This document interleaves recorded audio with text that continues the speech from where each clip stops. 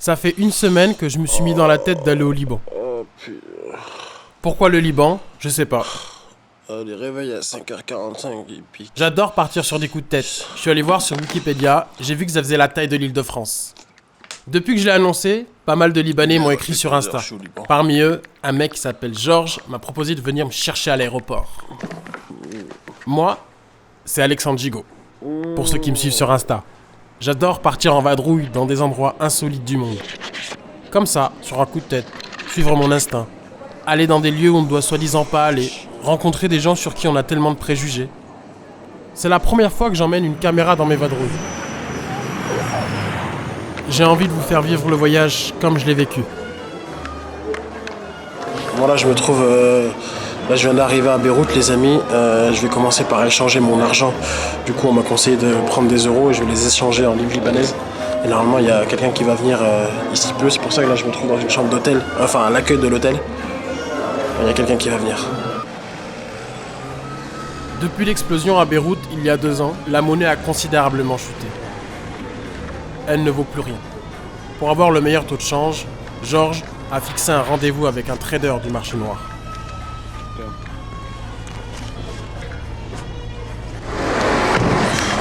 Ok, allons-y. Compte l'argent. Ok. 50 en tout? 50, 4. Ça y est, je suis millionnaire. Enfin, j'ai échangé 200 euros contre 5 millions de livres libanaises. Moi, je suis là, à Beyrouth, la capitale. Comme à chaque fois que je pars en vadrouille, j'ai aucun plan. Je me laisse guider par mes rencontres. Georges me dit qu'il a une course à faire, plutôt importante. Ici, là, à Baalbek. C'est à 4 heures de Beyrouth. Là, on va arriver dans la vallée de Baalbek. Du coup, il faut que je m'entraîne à dire quelques mots. Je me suis noté quelques expressions. Allez, c'est parti. Donc, j'ai essayé de faire comme s'il y avait les gardes et tout. Mahaba kifak. Mais alhamdoulilah. Tal'ain, à Baalbek, ant dela. J'ai vite envie d'apprendre leur langue, comprendre leur mode de vie, pour pouvoir vivre au plus près d'eux. La moitié des gens parlent français ici, donc ça aide.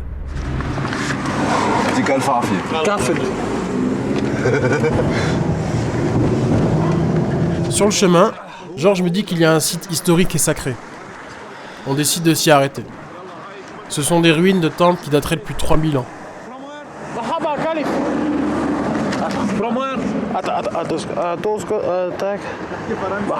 En français, vive la France, vive le Liban, vive la Daïra. Mahaba kifak. Salam alaikum. Ok. Kifak. Salam alaikum. Ah, alhamdoulilah. Ce qui m'a tout de suite frappé, c'est le sens de l'hospitalité. Tu connais la France? À peine arrivé, ils te voient de loin, ils te sourient, ils viennent vers toi. Ok. Pour rentrer, il faut que j'ai ça, c'est ça? Bonjour. Attends. Ils me font croire que pour accéder au temple, j'ai besoin de ce foulard. Je crois qu'ils ont bien compris que j'étais pas d'ici. C'est quoi ça? C'est quoi ça? C'est foulard? Kofik. Espagnol. Non, français. Tu t'appelles comment? Hussein. Hussein. Walbon. Bienvenue. Bienvenue, Alex. Là, je suis dans le temple de Baalbek, les amis. Un temple qui date de 3000 ans. C'est incroyable. Le temple de Bacchus. Regarde. Le temple de Bacchus.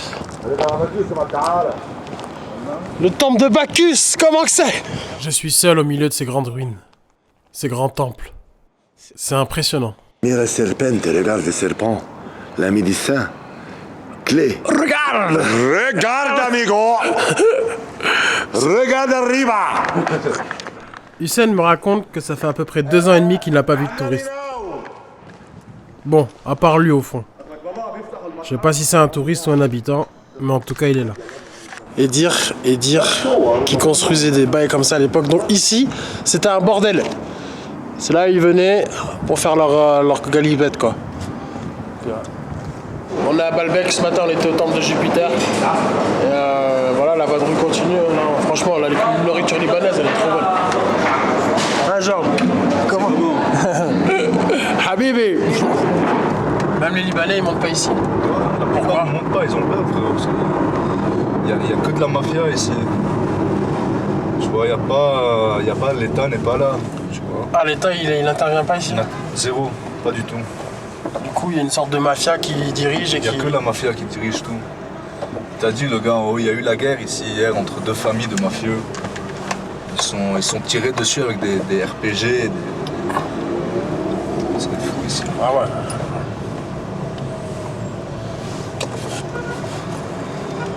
J'espère qu'ils vont pas s'embrouiller ceux d'aujourd'hui. سيارة الحمراء شفتك بالحق. Bon. Georges, il est gentil, mais ça fait 10 minutes qu'il est au téléphone avec un dealer. Il me parle d'armes, de drogue et d'un rendez-vous avec un mec. Je viens de comprendre sa course. Ça fait un jour que je le connais, il m'emmène déjà dans un endroit où l'État n'intervient pas. Je comprends petit à petit la fracture entre la population et la politique. Voilà, ici, que des mafieux. Là, c'est leur terre, ça appartient, tout ça, ça appartient à eux, tu vois, c'est des clans, des familles de mafieux. Ouais. Qui se partagent... Ils font tout au marché noir, tu vois, ils amènent de l'essence au marché noir, ils t'amènent de la drogue, ils t'amènent des armes, ils t'amènent ce que tu veux. Et qui finance tout ça? Hezbollah.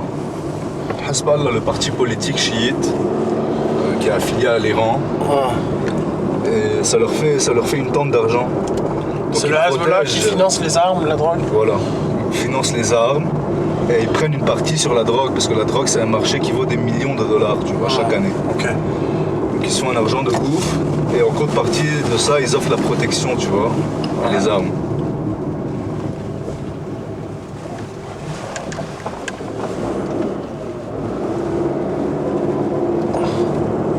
Et toutes les maisons, c'est des dealers? Toutes les maisons c'est des dealers, il y a plein d'armes ici. Dans toutes les maisons il y a des armes.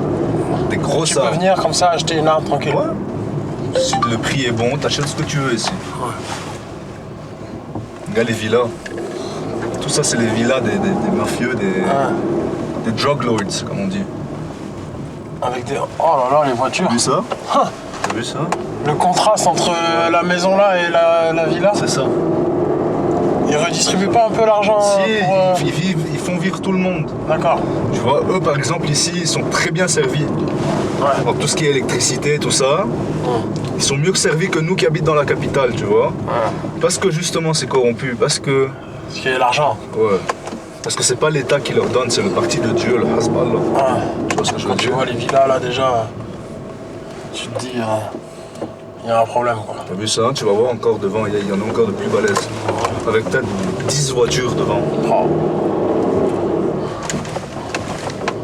Et parce qu'ils aident les habitants, les dealers, parce qu'ils sont milliardaires, tu vois ce que je veux dire? Ouais. Ils ont beaucoup de soutien. Ça veut dire que si jamais une patrouille de police vient pour arrêter un dealer, imagine le nombre de personnes qui vont l'aider.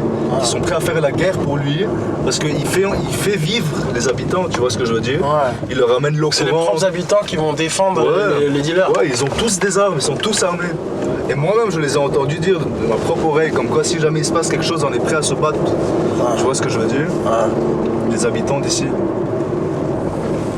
Donc, ce sont les dealers qui contrôlent la région.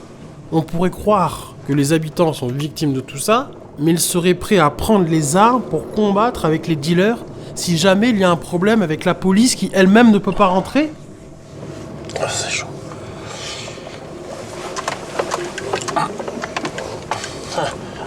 Les voitures, il n'y a pas de plaque. T'as vu? Pas de plaque. Eux, c'est tous des dealers. Tous des mafieux. Gros mafieux.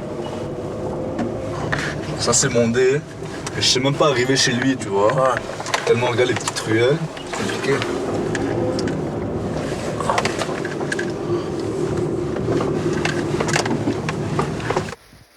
En descendant de la voiture, Georges me demande si je veux l'accompagner. Vous me connaissez? J'allais pas refuser. Ce qui me marque le plus, ce n'est pas le dealer, mais ce jeune qui entre dans la pièce et qui ouvre cette valise. La façon dont il maîtrise à la perfection toute la manipulation de la drogue, je ne lui donne pas plus de 15 ans. Il nous présente même comment marcher, sa cocaïne, sa kétamine et tout un tas de drogues que je connais pas.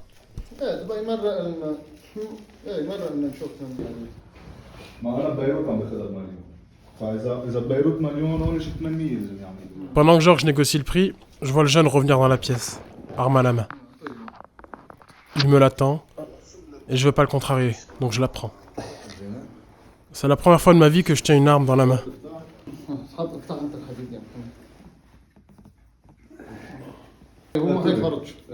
Il est pas chargé? Non, il est pas chargé, mais ne le charge pas quoi. T'as peur ou quoi? Non. Et Dachou. Tu veux porter le pare-balles? T'es marrant, non, t'inquiète. Une fois la transaction finie, il nous raccompagne à la voiture.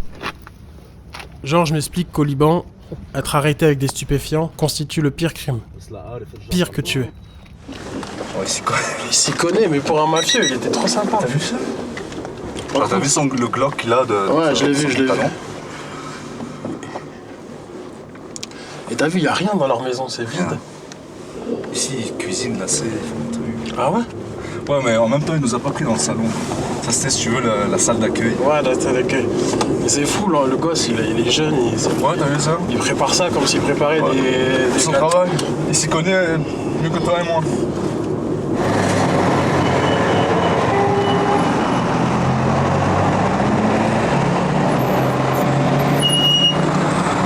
Et là, la police rentre pas là-dedans.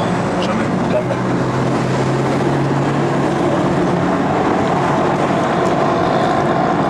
Ça se voit, ils sont sereins quand même.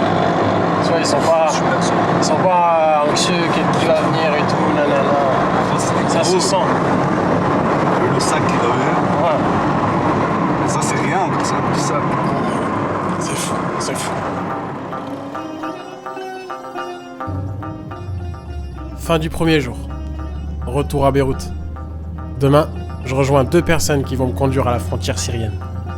La vadrouille continue.